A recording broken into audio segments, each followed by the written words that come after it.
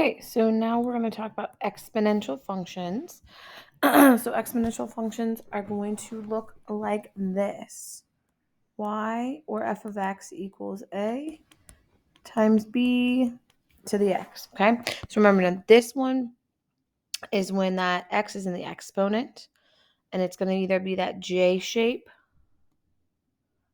like this or that L shape like that, being this one being growth, this one being decay. Okay, you can determine growth and decay by the equation. Just look at that b value. If b is greater than 1, so whatever's attached to the x, if that's greater than 1, it's going to be growth. And if whatever is attached to x is between 0 and 1, that's going to be decay. In this class, you're not going to have to worry about your b being negative. You will later, but not right now. Okay, so what I'm going to do here is when I do these a couple examples is I'm going to write down what a is and what b is, okay?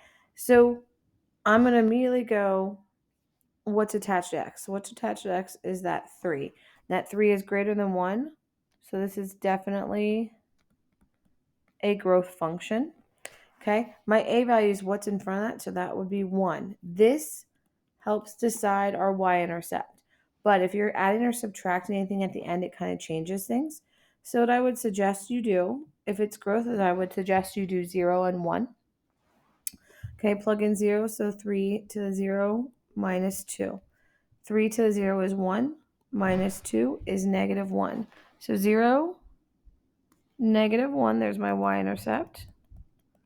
Okay, now plug in 1, 3 to the first, minus 2. So 3 to the first is 3.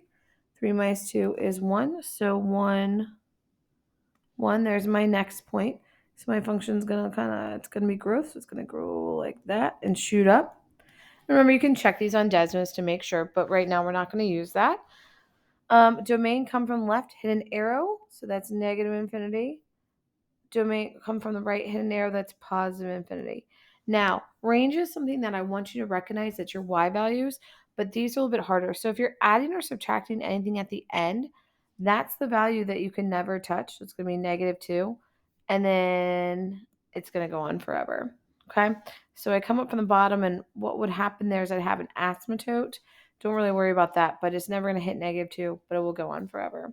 Okay, example 2, A and B. So again, B, look at that, whatever is attached. So B is 4. So again, this is growth. Okay, my A value is 1/2. That's going to help me decide my y-intercept, but not exactly because I have that minus 3. So again, I'm going to make my 0, 1. That's if it's growth. If it's decay, I would use negative 1 and 0. Plug them in the same ways. So 1/2 times 4 to the 0 minus 3. 4 to the 0 is 1 times 1/2 is 1/2. 1/2 minus 3 is negative 2.5. So we'll put that there. So 0, negative 2.5. Plug in 1.